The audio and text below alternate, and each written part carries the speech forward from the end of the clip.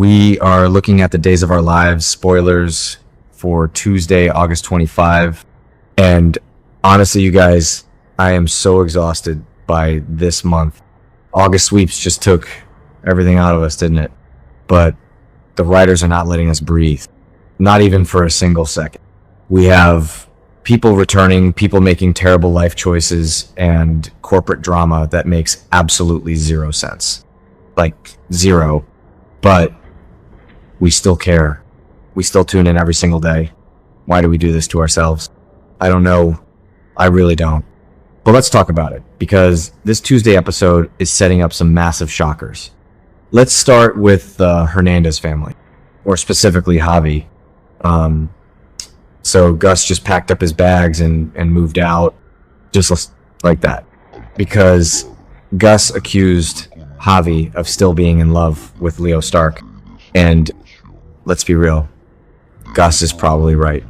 The fans on social media have been saying this for weeks now. Leo was just held hostage in Alemania by Dimitri, and Javi has been an absolute wreck over it. But now Javi doesn't know what to do with his life. And who does he turn to for comfort? Gabi. Gabi Hernandez is giving relationship advice. Let that sink in for a minute. And the craziest part, Gabi actually defends Leo. What were they thinking? Gabi hates everyone. But suddenly she's telling Javi to extend some grace to Leo. She says she's been forgiven for some pretty horrible things in her past. Which, okay, true. Gabi has done awful things. But since when is she the voice of reason? Maybe the writers are trying to soften her up now that she's with Philip. Or maybe she just wants Javi to be happy. I kind of love it, actually. Wait, no, I hate when Gabi is soft. I want ruthless Gabi back. Okay, that sounded dramatic, but you get what I mean. I just don't buy her playing the supportive cousin role for very long. But Javi really needs someone right now, so I guess it works for the moment. And speaking of people who need someone, let's talk about Jack and Gwen. Jack is back in Salem. Matthew Ashford is back on our screens, which is always a massive win for longtime viewers. He stops by to see his grandkids, Thomas and Charlotte, which is super sweet. But then he tries to make peace with Gwen. Again, for the millionth time. Honestly, this father-daughter dance is getting so incredibly old. Every few episodes ago, Jack reaches out, Gwen curdles and gets defensive. Jack says the wrong thing. Gwen snaps. Jack leaves town. Rinse, repeat. It's exhausting to watch. But this time is a little different because Gwen literally just got back from being kidnapped by her psycho ex-husband, Dimitri. She was held hostage in Alemania, so Jack is obviously going to express concern for her well-being.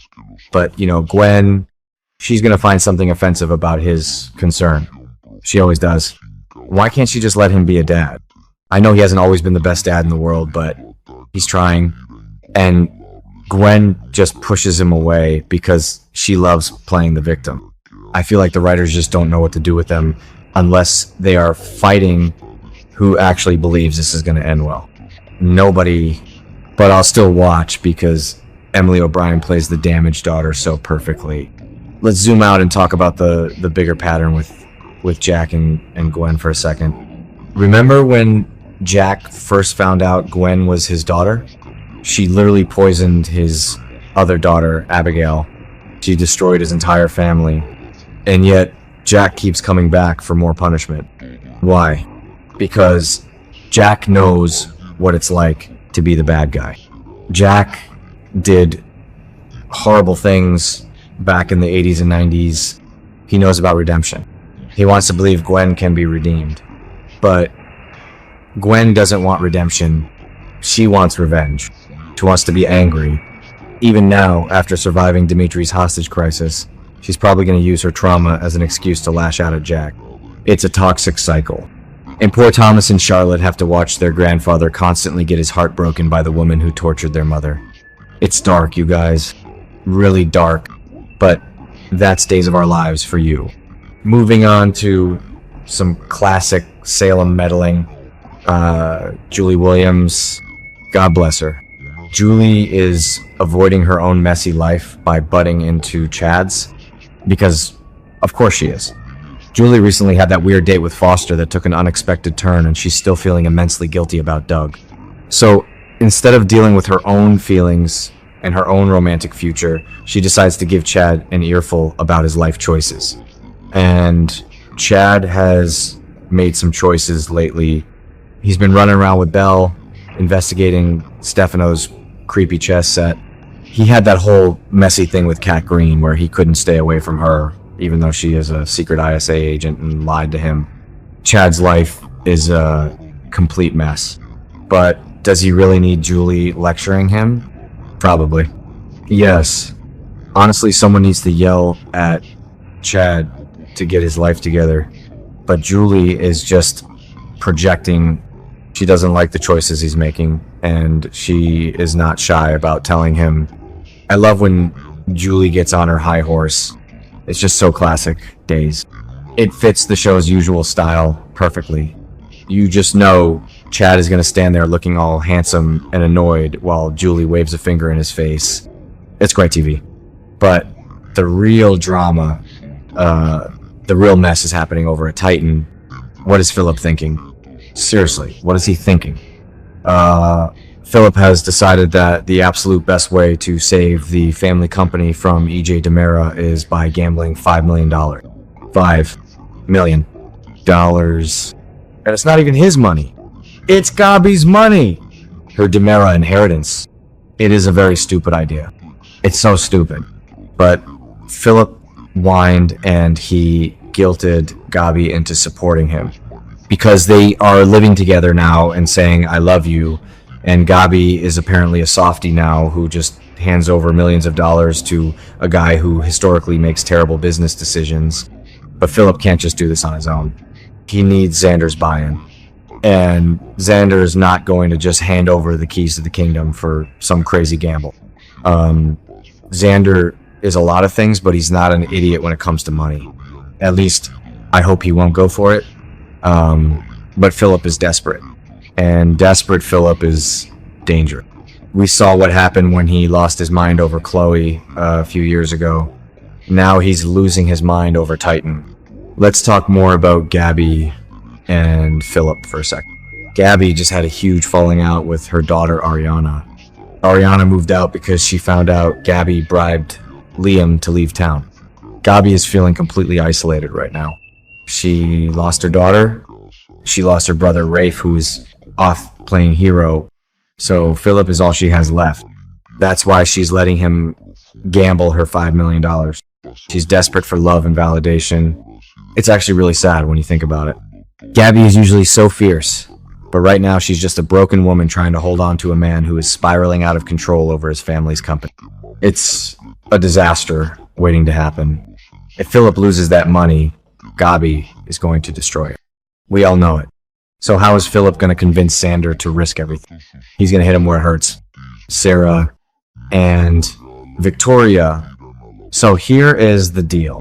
Sarah and Brady are taking a major step. They are reaffirming their love.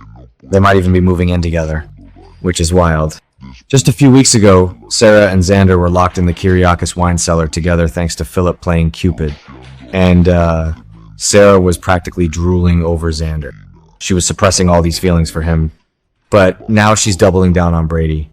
It's like she's using Brady as a shield to protect herself from Xander. And Xander knows it. He sees it. And it's driving him crazy. But here is the kicker. If Titan goes under, EJ takes the Kyriakis mansion. If they lose the mansion, Xander and Sarah are no longer living under the same roof. And if Sarah moves out, she is definitely going to move in with Brady and take baby Victoria with her. Xander cannot let that happen. He just can't. He loves that little girl so much. And he still loves Sarah. So Philip is probably going to use that. He's going to tell Xander that if they don't do this crazy $5 million gamble, Xander loses his family. It's emotional blackmail. And it might actually work. The fans on social media are so divided on this Sarah and Xander drama. Half the fans want Sarah back together yesterday. The other half think Brady's actually good for her. But let's be real. Brady's a mess. He's always a mess. He's currently dealing with Rachel being traumatized by Kristen playing dress up as Susan Banks. He's dealing with the John Black anniversary stuff. He's investigating DiMera Pharmaceuticals and the tainted Corazil pills. Brady has way too much baggage. But Sarah's clinging to him because Xander is dangerous. Xander has been sneaking around with Kristen. Yes, Kristen DiMera. Sarah hates Kristen. Kristen kidnapped her and put her on an island. So if Sarah finds out that Xander has been sleeping with Kristen, it's game over. And maybe that's why Sarah is rushing things with Brady. She senses that Xander is slipping back into his dark ways. She wants stability for Victoria. But is Brady really stability? No, not at all. I just don't know how much more of this Xander can take. He is watching the love of his life slip away. His company is on the verge of being swallowed by EJ DiMera, and his only ally is Philip, who is acting like a complete lunatic with Gabi's money.